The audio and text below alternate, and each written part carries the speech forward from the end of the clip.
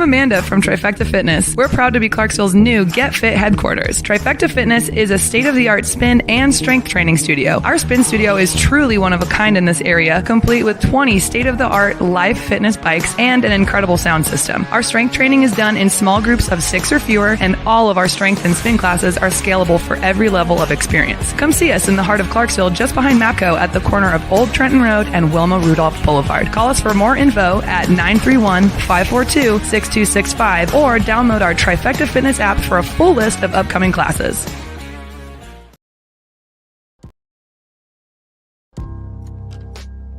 In October 2019, Arlington, Texas was chosen to be the home of a new national museum, unlike any other. The National Medal of Honor Museum will be a unique home of military history. The 100,000 square foot museum will house exhibits, archives, and artifacts relating to the 3,500 U.S. troops who have been awarded the medal, the nation's highest honor for valor in combat. The museum will have 31,000 square feet of galleries dedicated to U.S. troops who have received the award. The museum CEO, former Navy SEAL and NASA astronaut Chris Cassidy, said the museum will focus on education as much as preservation. The building will have 5 areas dedicated to Medal of Honor winners from the Army, Marine Corps, Navy, Air Force, and Coast Guard. The main gallery will be located in a central plaza under a 25,000 square foot slab of steel, which will appear to be suspended in midair. It will be supported by 5 pillars. Black Rifle Coffee is a corporate sponsor of the museum, as are the Dallas Cowboys. The museum's board also includes over a dozen major corporations and 6 Medal of Honor recipients, including David Bellavia, Patrick Brady, and Britt Slabinski. Army Staff Sergeant Bellavia was awarded the medal for clearing an entire house by himself on November 10, 2004, as a squad leader in support of Operation Phantom Fury in Fallujah, Iraq. He killed 4 enemy fighters and wounded a 5th in close quarters battle. Army Major General Brady flew and coordinated the evacuation of 51 seriously wounded men during a firefight in Vietnam in January 1968. Slabinski, a Navy SEAL chief and team leader, led a rescue team of SEALs during Operation Anaconda in Afghanistan in March 2002. Slabinski and his team flew to a mountaintop ambush site to rescue Petty Officer First Class Neil Roberts, who had fallen from the back of a helicopter. Slabinski led the team through almost constant combat against an entrenched Taliban force. Along with the board members, former presidents Jimmy Carter, Bill Clinton, George W. Bush, and Barack Obama serve as honorary directors. The museum is expected to open to the public in late 2024. All right. Welcome back. Misfit Nation. Misfit Nation. The Misfit Nation Show. We are a show founded by a veteran and hosted by 2 veterans and a military spouse. Our mission is to get people to tell their stories to the world. If you're an author, share your tips with the Misfit Nation. If you're a musician or an actor, our audience needs to know how they too can get into the business. Coaches, we love our coaches. Come on and share your tips with the Misfit Nation to help them become better versions of themselves. If you are a corporate leader or an entrepreneur, come on and show how you did it and how hard you have fought for success. If you are a veteran, first responder, or Gold Star family, we would love to have you come on and share your story with the Misfit Nation. We always have time for you. If you're feeling down, alone, or starting to see the darkness, stop. Think about those who are around you. You are not alone. You will be missed. If you feel like your problems will be a burden to those in your inner circle or feel embarrassed, dial 988. If you are a veteran, take option 1. We need you to keep pushing forward. Don't make a permanent solution to a temporary problem. If you are a new listener, welcome to the Misfit Nation Show. Be sure to subscribe to our show on your favorite podcast app. Also on our YouTube channel at @the_Misfit Nation. Subscribe and click the bell to keep you up to date on our latest episodes and all of our news. You can also find us on Heroes Media Group and About Face Radio. Now, let's get to the show!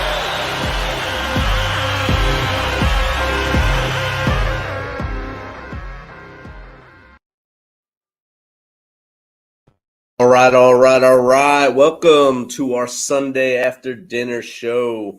This time coming at you from lovely Louisiana. down here to help out at the wild and wonderful Fort Johnson. Get these guys ready for their next rendezvous with Destiny here. Great guest time. But first, let's give a shout out to RJ, who's down with pneumonia. Hopefully he gets better soon. He never can do things small. Has to go with the biggest diseases. Can't just get a common cold. Has to go for the all out thing. Has to get pneumonia. But we're thinking about your brother and come back when you're healthy. So our next guest story is one of triumph over adversity. He's a former high school football player, Eagle Scout, United States Marine, and a powerlifter. His life took a drastic turn just weeks after receiving the Officer of the Year award for his police department in Louisville in 2003. A life-changing crash left him for dead on the side of a country road, resulting in the loss of his right leg above the knee. Despite this profound setback, he refused to let it define him. He returned to his career as a police officer, where he excelled flying the department's air unit, working homicides as detective, featured on A&E's The First 48, and then he's retired as a police sergeant. So now, without further ado, let's welcome Kevin Trees to the Misfit Nation. Welcome, Kevin. Hey, brother. I appreciate you having me on the show. I'm excited to be here tonight, and I'm excited to get to talk to your audience just for a little bit and share a little bit about me. So thank you. Appreciate you. Outstanding. It's great to have you here. I know it took us brother of ours, both of ours, Willis, to get us together and brought you in here from home front sit rep. I was just listening to his show before. He had a pretty good guest on, and he gave me a shout, so I just gave him one in return. And, of course, thanks for bringing you to me. Kevin, if you don't mind, tell us a little more about yourself for as far back as you want to go to how we got here, because I just gave basically a 2-sentence interview about you. Oh, geez. I grew up from the one thing I wanted to impress upon everyone that's hearing this tonight before I tell my story is I'm a normal person. I'm a regular, average person, just like the rest of us are. No special anything. I grew up a poor kid, didn't really have many benefits. My father hasn't been in my life. So I didn't have a silver, spoon in my mouth or anything growing up. But, I just, back in when I was like 19 years old, and I'll go quickly with it. I became homeless, and I slept in a car for a month, and I slept under a shower curtain in a backyard after the car was taken back for a month. And about that time, I'm pissed off at the world, hating everything. So I go up to the recruiter's office, and I pretty much said, I asked 2 questions. I have 2 questions. I said, who's got aviation? Because I was big into aviation at the time. And they all said they did. And I said, well, who's got the hardest boot camp? Because I was just hating myself in life. And of course, the Marine steps forward, and I joined the Marine Corps. And I know you're going to argue that it's an Army dog, but so anyway, 1 month later, I was down in Paris Island in 89. So I ended up doing 4 years in the Marine Corps. Not a combat vet, but I did deploy Medfot and spent time in Israel and North Africa and stuff. And got out and got a finance degree, and sat behind my little square office at 27 years old for 2 years. And at 29 years old, I said, holy hell, my ADHD and OCD and all that's not going to work. So I ended up joining the police department. So that was 1999. And then by 2002, I'd come up with a program that was shutting down crack houses and abating problem properties in the city of Louisville. So for that, I received the Officer of the Year award for that, for my work doing that.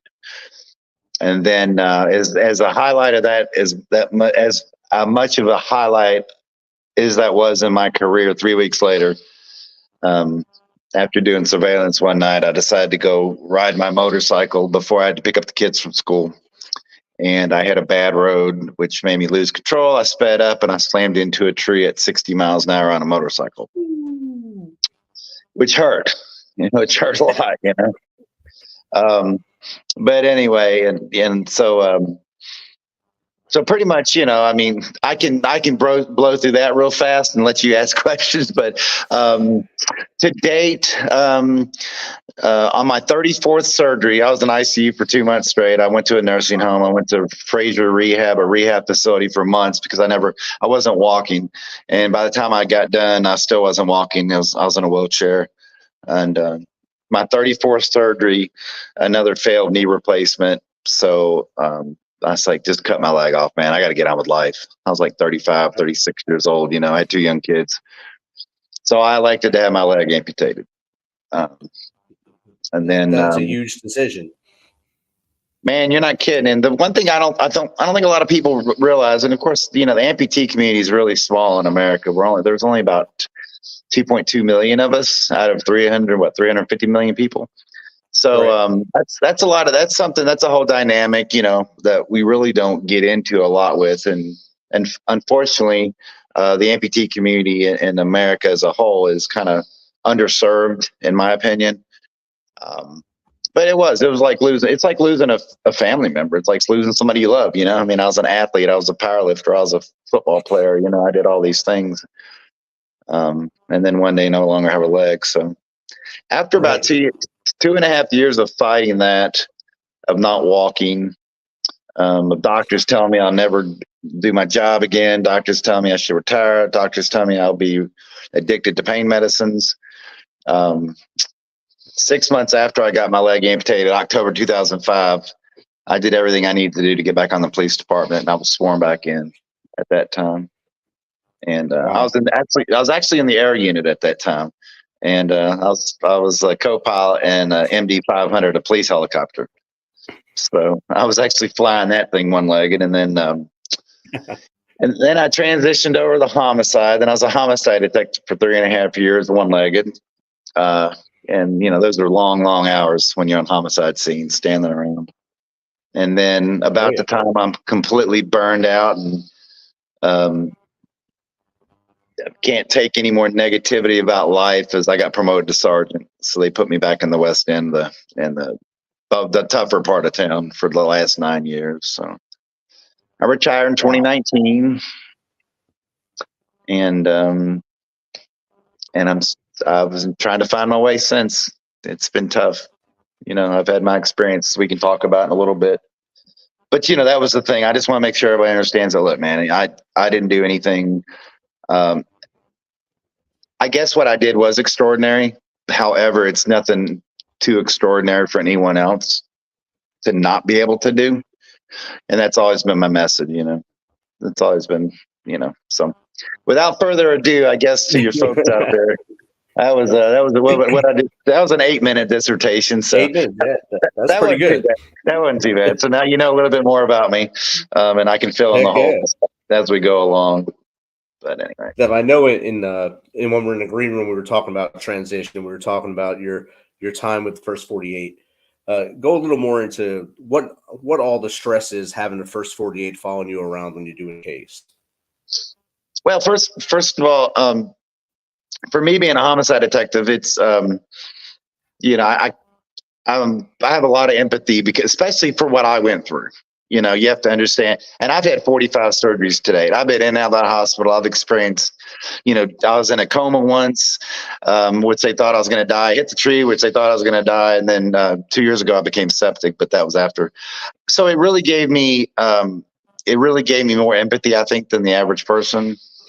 So being a homicide detective for me was a little more taxing, because when a victim's mom called me at 3:00 in the morning, I would talk to them until they were done talking, because I couldn't stand to not talk to them, because I knew that they obviously were calling me for a reason. They needed me for a reason. So, but so being just in general, being a homicide detective was taxing, and that's, you know, it's the burden that you carry around on your shoulder, especially the ones you solve most. We can solve most homicides, but being able to get enough evidence to get them into a court is a whole different day, you know, but we do solve most of them. But as far as the first 48 came out in 2008, I think it was.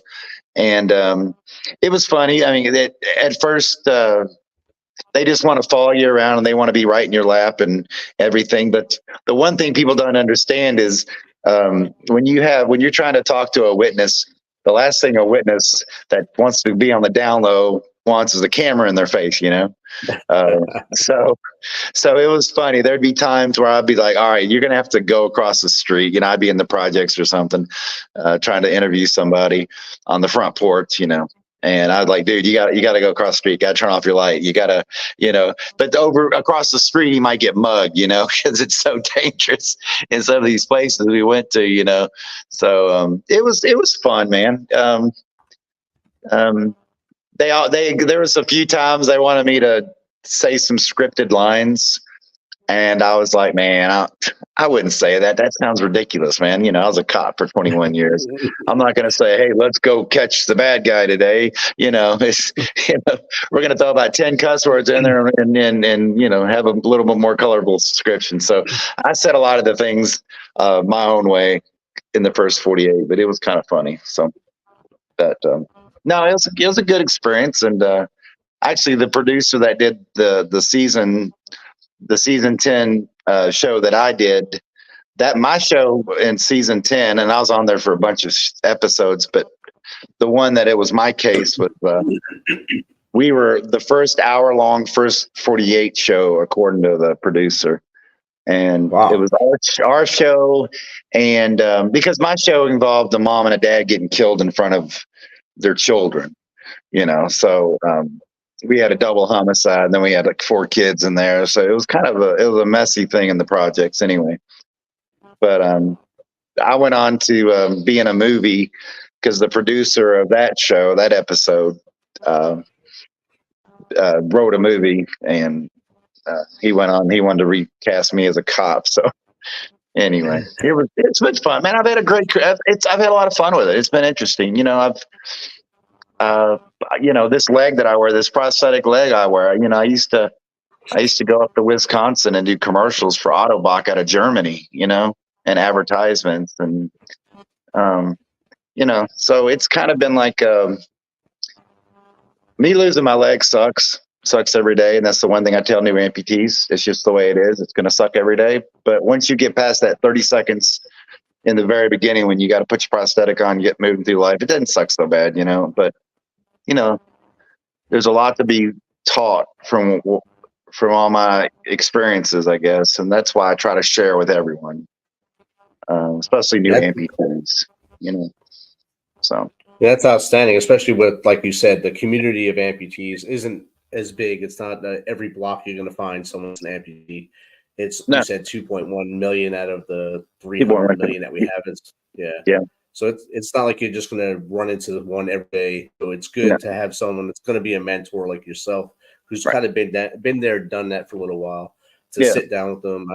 I know after the Boston Marathon bombing, when a lot of the people lost their legs or limbs there, they brought in soldiers or military personnel who lost their limbs to sit and talk with them, to tell them everything would be all right. And I bet that really boosted their morale. And the same thing you do with others when they go through the same series, surgeries, life examples now. It does. And, the one thing that no one wants in this world to feel, and of course we deal with it with PTSD, we deal with it with soldiers, we deal with it with PTSD with first responders, is the one thing no one in this world wants to feel like is they're alone. No one in the world understands me. There's no one else in this world that understands me, and you've got experiences, I've got experiences, every one of us in this world has an experience. And, I think God gives us experiences so we can share with other people, the adversities to overcome. And it's not for us just to hold to ourselves, because if you do, you're either pouting or being a whiner or you've crawled in a hole to die, but it's our responsibility to share with people and to let other amputees that I do mentor. The first thing I say is, dude, I get it. I've been there. I know. I've had 45 surgeries. I get it. I've been in and out of that damn hospital so many freaking times. I hate it. I got PTSD from hospital stays, and that's the honest to God's truth. I can't stay overnight in a hospital. I freak the hell out. They have got to dope me up. Seriously. Wow. I tell them straight up, you've got to give me something, because I will freak out. I'm that patient, But I'm not the only one. I'm not the only amputee that feels that way. So no, I'm extremely transparent. Like tonight, you can ask me whatever the hell you want to ask me. I'll tell you, because someone else needs to hear maybe something I have to say, an experience. So anyway. So I guess we'll move into your transition from being a police officer for those 20 years after basically two other chapters before the Marines as a financial worker, and then the police for 20 years. And you said that transition was just rough. And we know that on our side. It's about coming out after being a police officer for that long and solving crimes and helping your community. What happened that next day when it was all over?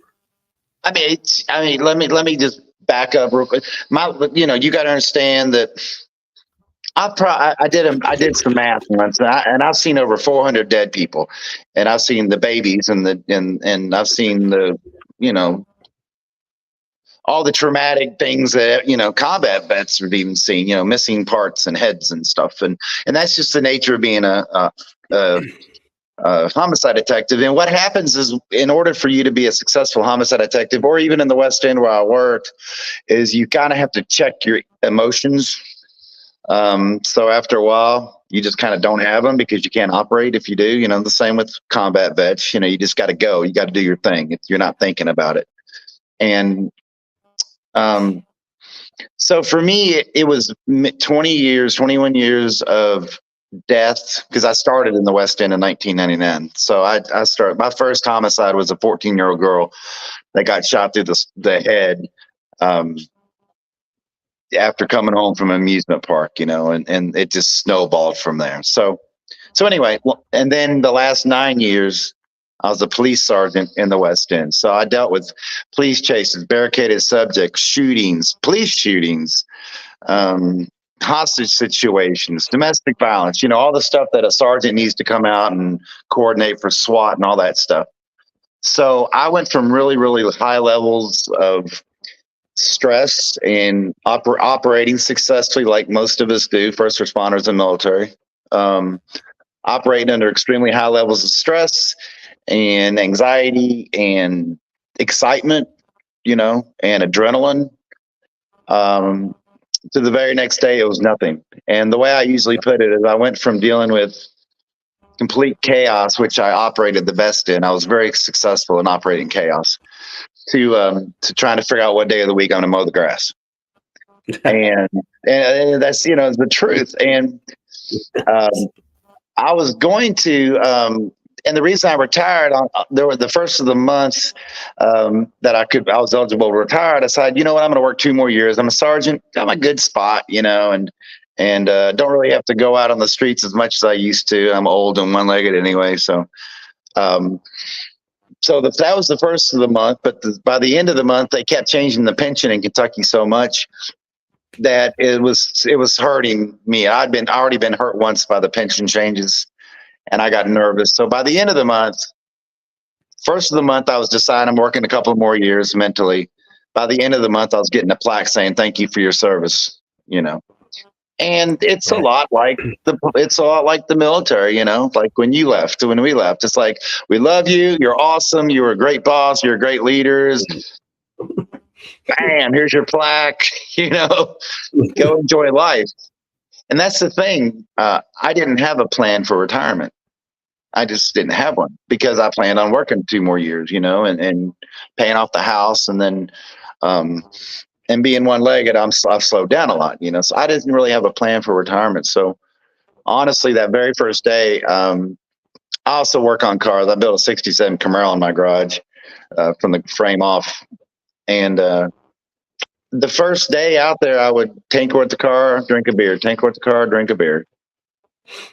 Next thing I know, every day I'm getting drunk, every day. And I'm not meaning to, I'm not like, I'm going to get drunk, this is my goal for today. I'm out of sheer boredom, drinking while I mow the grass, drinking while I work on the car, drinking while I weed eat, drink whatever, just have a beer. After about a month of doing that is when all the memories that I packed away nicely decided to come back and visit, and I got this analogy that I often use when I talk to other groups and stuff, that, life is kind of like you're driving through life and you're in a pickup truck, right? And as you go through life, you have good experiences and you have negative experiences. And for each one of those experiences, we take them and we throw them in the bed of the truck, like an old crumpled up can. And as long as we keep moving forward through life, everything in that bed of that truck is going to sit next to the tailgate, right? It's just going to stay back there. The day you retire, the day you slam on those brakes, all that shit comes forward. And now you're not dealing with it one at a time. You're dealing with it all at one time. So instead of us processing trauma one at a time, one dead child at a time, one dead whatever at a time, it all came back. So now I'm drinking to forget the past. Now I'm drinking to medicate, So I went down that road it was ugly, a year and a half. I wasn't suicidal. I wasn't going to kill myself. But if I laid on that ground and drank myself to death and didn't wake up that next day, then so be it, So I found my own hole.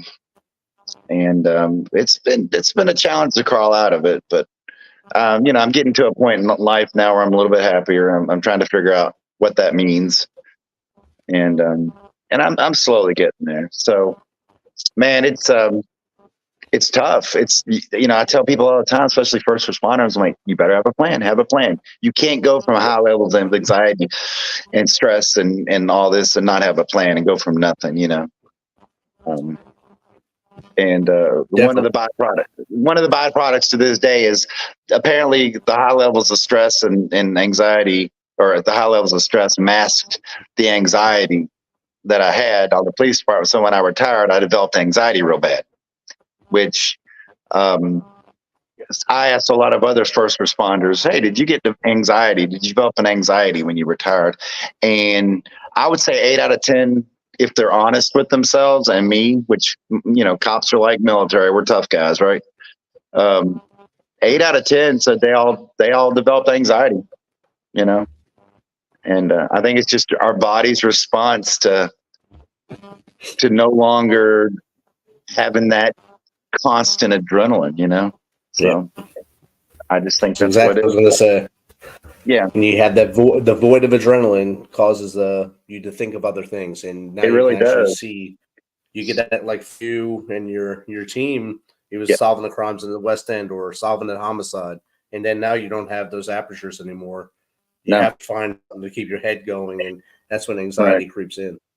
And I think the biggest thing, especially, and this isn't a dig on, this is just, I read a lot, I study a lot, I study a lot of psychology. And, the thing that keeps men going, and it does to women, but, we're kind of more ego driven. We tend to be a little more type A ego driven, than women are. And the thing that keeps men going is us having some kind of a sense of purpose in life. We have to have a sense of purpose. And we don't have a sense of purpose. I mean, we're as good as dead, because when we start floundering, we learn to live in floundering, So, that was a big thing for me. And I went from being a very important person, a police sergeant in charge of a lot of important things, life and death. And, as a homicide detective, obviously, solving homicides. And all of a sudden I'm no longer important, Right. And man, that was tough. So it's like running into a wall. Yeah. I mean, it really is. It's we learn everything. And people like, well, I didn't let the police department define me, and first responders are bad about this. No, I didn't, I didn't let being a cop define who I am as a person. But the fact of the matter is you do, especially if you do it 20 years, just like you did.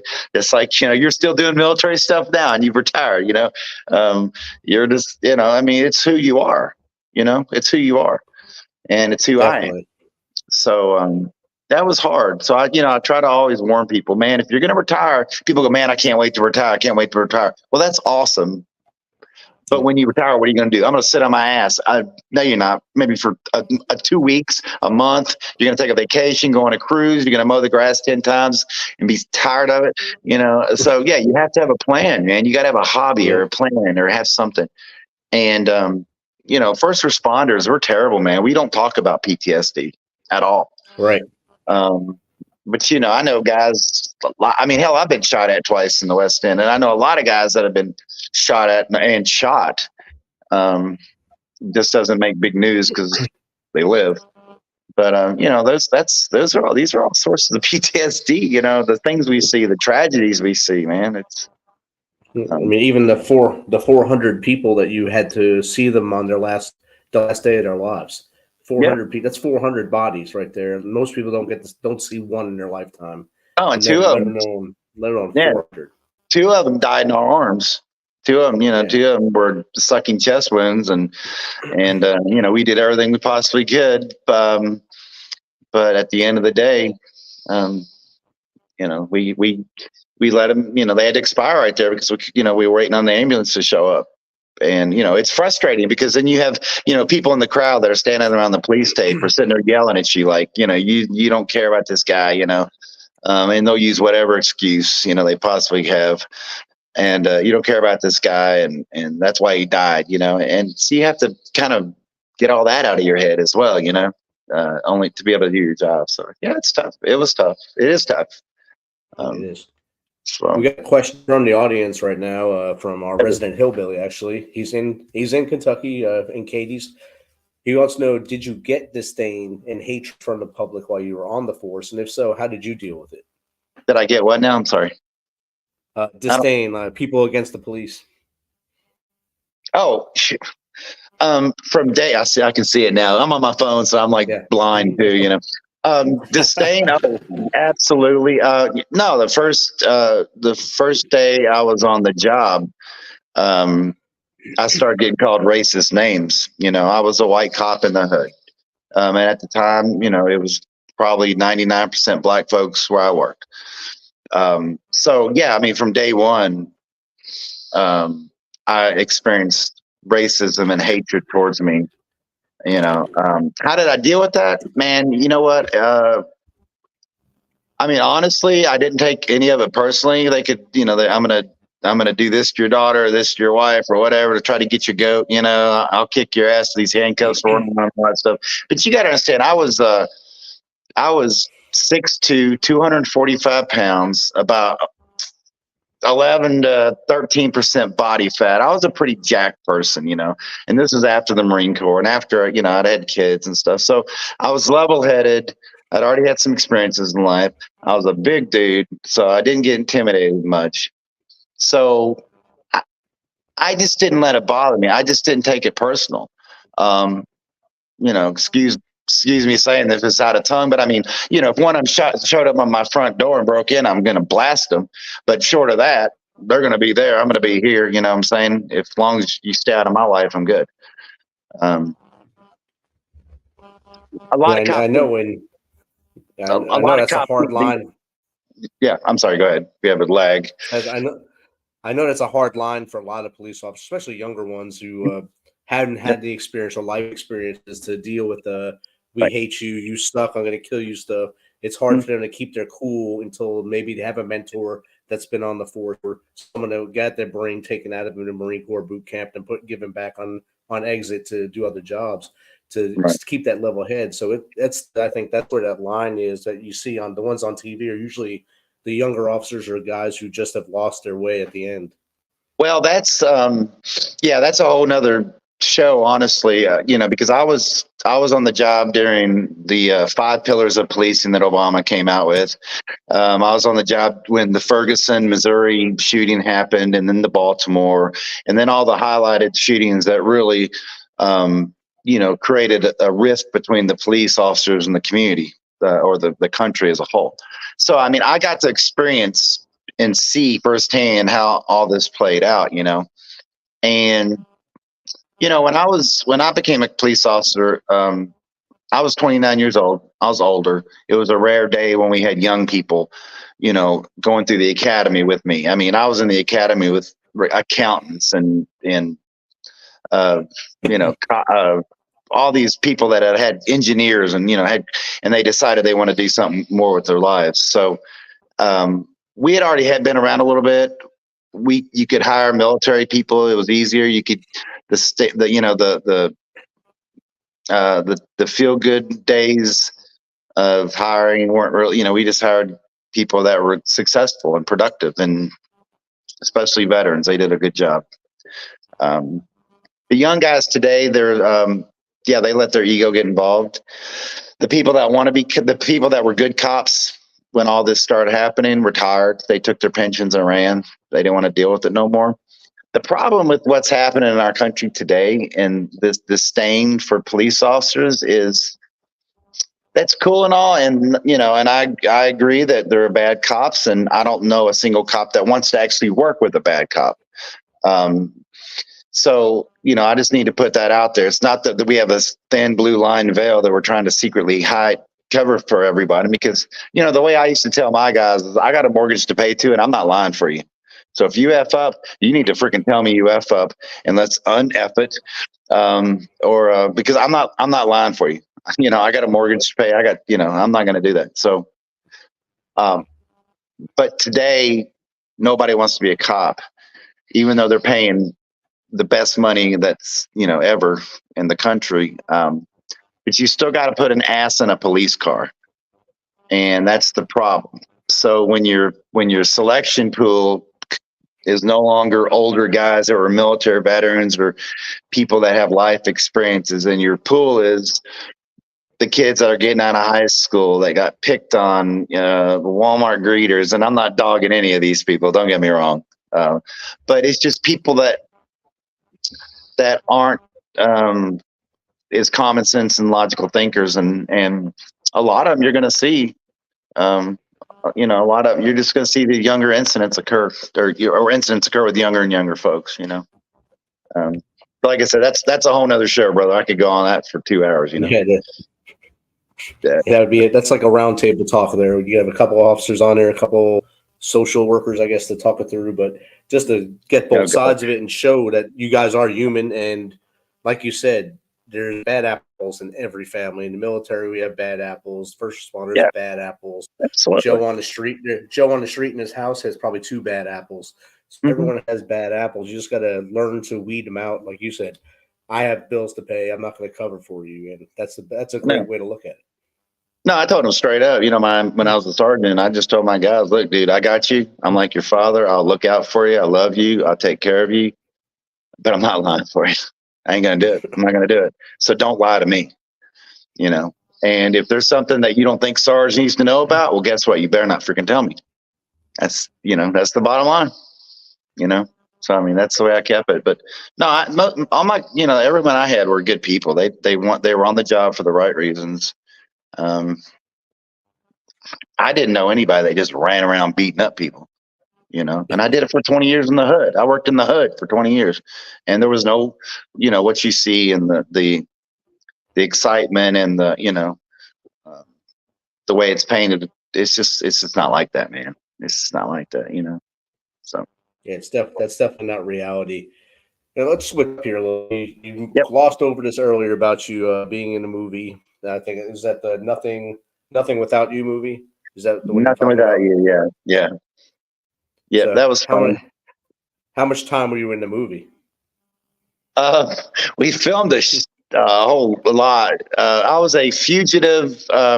He shot the movie, and he had an actor for a cop. And then him and I started talking. He started seeing how I acted on the job normally as a homicide detective.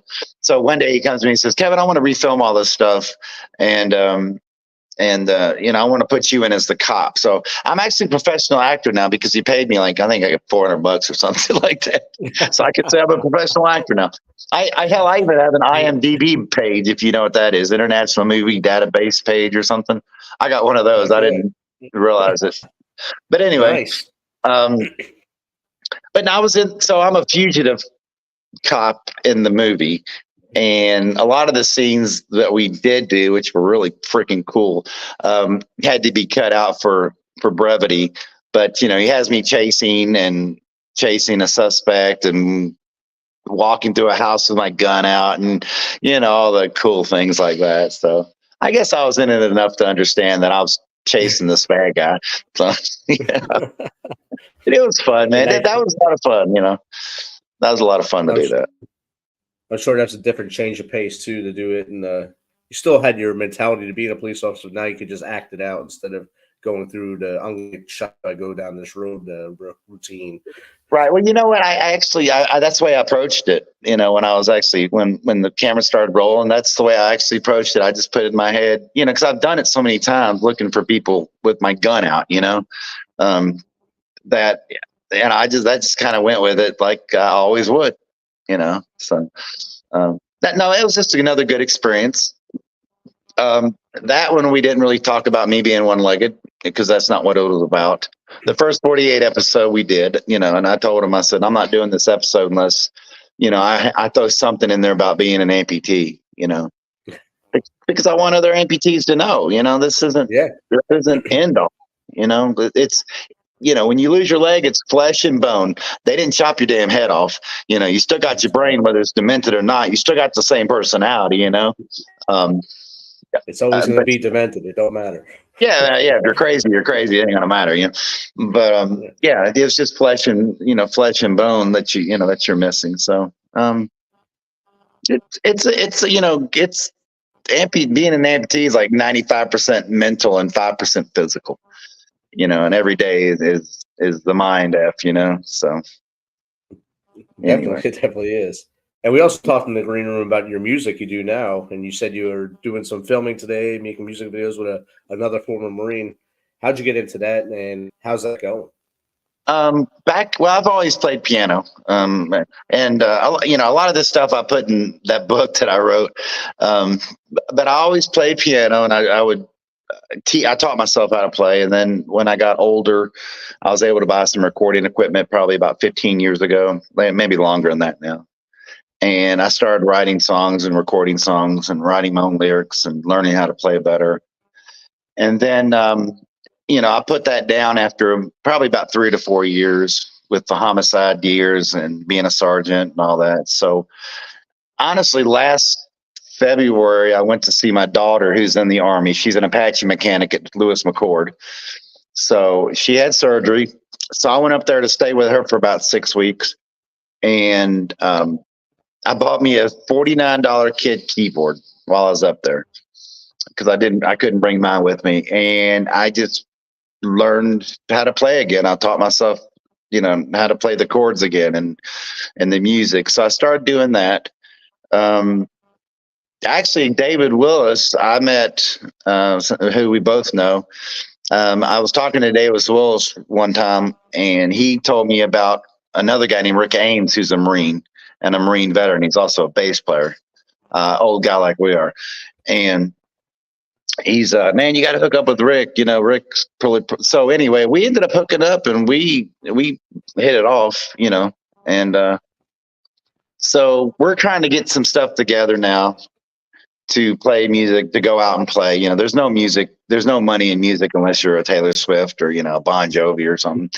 But, you know, we're just trying to get together to play out and play songs and stuff like that. But meanwhile, I'm still recording my own music and writing my own songs and getting it mixed and mastered in a studio. So I have a song coming out called Crayon Pictures. It's going to be my first release on March the 29th. And we've been busy. It's like running around trying to make a music video for it and all this other crazy stuff. So anyway, that's what I've been doing. And then, like I said, today I was over at Rick's house and we were practicing. So, awesome. And he heard about you guys and he had a lot of good things to say about you. So yeah, he jumps on every once in a while. All the other guys jump on. So that's Rick Ames, bitch, and they let him on here. Yeah, so. Rick Ames, bitch. Yeah. You know, yeah. I told him I was going to be on this tonight, but he probably went in the house and went to sleep or something. You know, so. The one night he said he does go to sleep early. He's an early bird. He said, so I guess it's early right now. So yeah, that's the truth. He does, man. And tomorrow's Monday. He's got to work. So he's probably in bed right now, snoring already.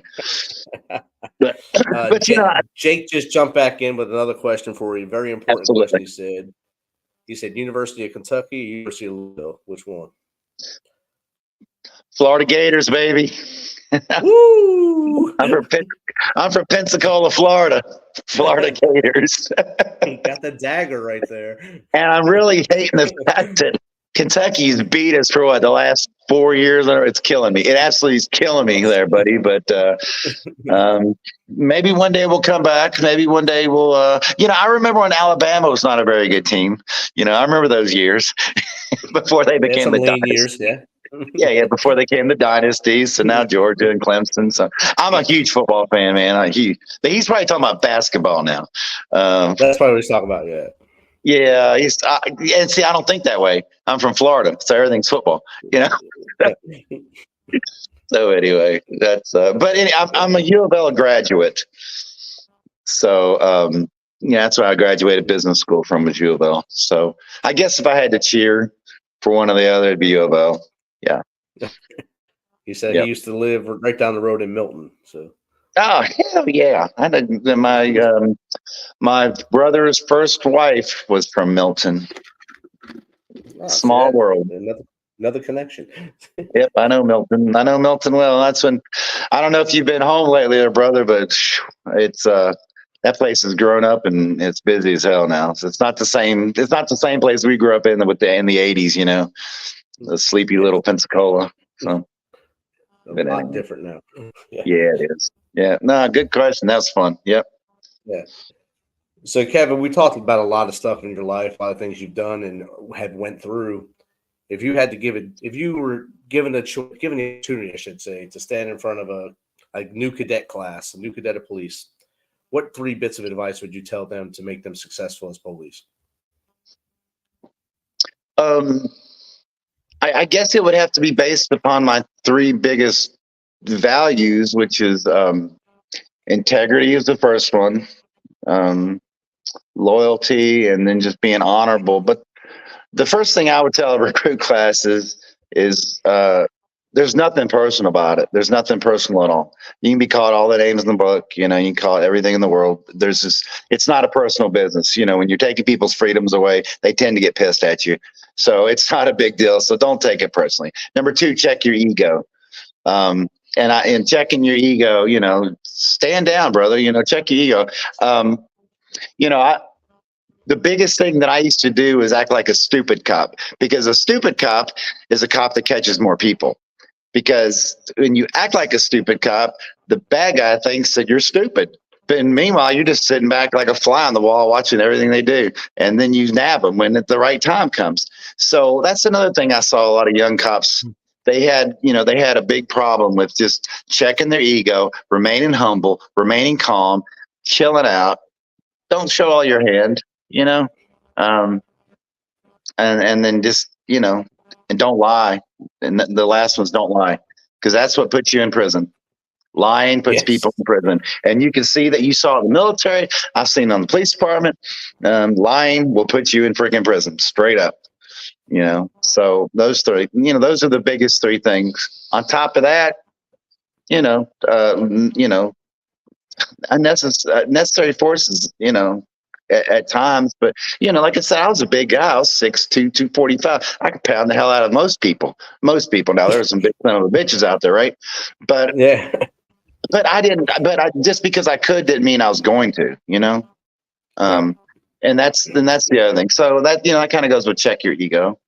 It's just not personal, man.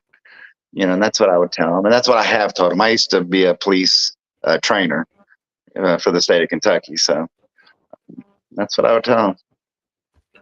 What's the best way for someone to get in contact with you to maybe have a conversation like we did tonight on their show, or just to talk to you, pick your brain?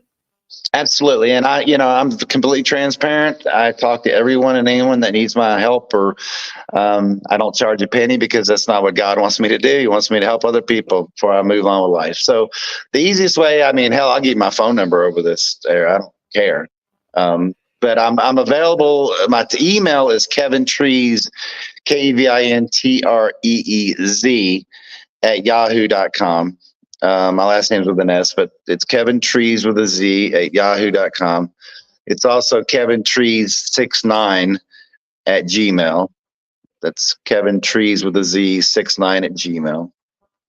I'm also on Facebook under KEV Trees. They're more than happy to look me up there. I am on TikTok, Kevin Trees Music 1. And then my phone number, if you want to put it down there somewhere, it's 502 777 6589. And if somebody calls me that I don't want to talk to, I won't answer the phone. And you can always hang up. people think I'm crazy. Like, you just put your phone number in the air. I'm like, dude, you know what? I can find your phone number in about 5 minutes of looking through my Googling stuff, so whatever. Simple. Yes. Yeah. It's just not that hard. I can tell you about where you live, your kids, everything online, Google, if you know where to look. So anyway, no, I encourage everyone. Let's see, Kevin Tree 69 Gmail. Yeah. I encourage everyone, if there's a new amputee out there, or I don't know, I'm just, I would love to be able to talk to them and mentor them through, because it's an extremely difficult time. And the only person that can really mentor another amputee is another amputee. It's not like, I can't teach classes on how to recover from heroin because I've never been on heroin. Right. People want to know that the people that are helping them understand what the hell they're talking about. You know what I'm saying? They want validation. They want validity. They want a resume. Like, okay, Kevin Trees knows what the hell he's talking about. And talk about staying in a hospital. I've had 45 surgeries. I stayed in a damn hospital. You know what I'm saying? So, that's just an example. So everyone feel free to please reach out to me if you want to talk, ask me questions, whether it's about music or the movie or First 48 or being an amputee or a cop, or an Eagle Scout, I guess, or a football coach. I was a football coach for 6 years. See, that's a whole other show. Football. There we go. Yeah, I was a football coach for my sons. After being an amputee, I'd walk up and down that sideline, for a 2.5 hour game, maybe a 2 hour game, one-legged. So it was funny. Yeah, good times, man. There's a lot of good times. I would at this point in my life, I'm going to be 55 next month. Man, I don't think I would do it over again. I just don't, right. Because, this world's, we're in this world for such a short period of time that, I think the object of this game is to freaking get out of this world with helping as many people as possible, and I think that's just the game. I think that's the end game. So right. I wouldn't go back and redo it. I wouldn't change a thing. I've had an amazingly colorful, interesting life, and like I said, I wrote a book, I'm an author too. The name of the book is The Serious Business of Laughing at Life. So, and that's available on Google. I published that in 2011. So, that talks about, and I wrote that book for my children. So when I had my accident, they were only 3 and 6 years old. So they really didn't understand what happened, what all we went through, and the 20 times my wife and I should have been divorced. We're going on 30 years this year. And, Amen. All the times we should have been divorced, and all the times I did shitty things to her, and she did shitty things to me. That's a whole nother show too, as to how we stayed together. But, no, it was just stressful. So I wrote the book so my children would understand the stress. And through writing the book, I talked everything about the accident, my hospital stay, all the trauma, all the turmoil I went through, everything, all the ups and downs and the heartaches, and then me getting back on the police department, So, that's available as well out there if somebody wants to read that. And I'm not trying to push that book and people go, oh, you're just trying to get rich. You as well as I do. And, authors aren't getting rich. Not at $1 a book, So, no. so if anyone's out there listening to us talk, no, we're not getting rich being an author either. It doesn't work that way. Those days are gone, man. Rick Ames just jumped on to say, quick stop, say hey. No, tell him to go to bed. Go to sleep, brother. You got to work in the morning. Nah, Rick's my brother. Rick and I, we connect real well, so we have a lot of fun. I know he always pops on and always says he has to go, so it's awesome to have him on here. It's awesome to have you tonight. Hang out with us. We'll definitely have you back on, talk about other things that we wanted to talk about earlier. That'd be a whole show. And Kevin, this has been great chatting with you. Thanks for coming on. Man, Rich, I do appreciate it, the opportunity. I'm flattered. that I was asked. So thank you very much. And I hope to be able to do it again with you. All right, brother. Have a good night. Peace, bro. This is a message from the U.S. Department of Veterans Affairs. Got a question about your VA benefits, healthcare, or eligibility? Go to va.gov, where you can access a new interactive chatbot to ask questions 24/7. One can still browse va.gov for information, but you can now ask specific questions to the chatbot, like what's the PACT Act? How do I apply for disability benefits? What's my claim status? You can access the new feature through va.gov's Contact Us page. Then click on the Start Chat button. The chatbot will continue to improve veterans' access to information about the benefits and services they've earned. This is one way VA is.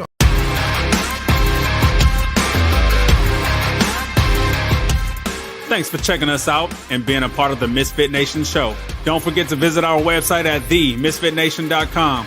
That's themisfitnation.com. Check out all our past episodes and get some of the great Misfit Nation gear for you and your family. As always, be humble, stay hungry, and keep hustling because we are Misfit Nation. Misfit Nation.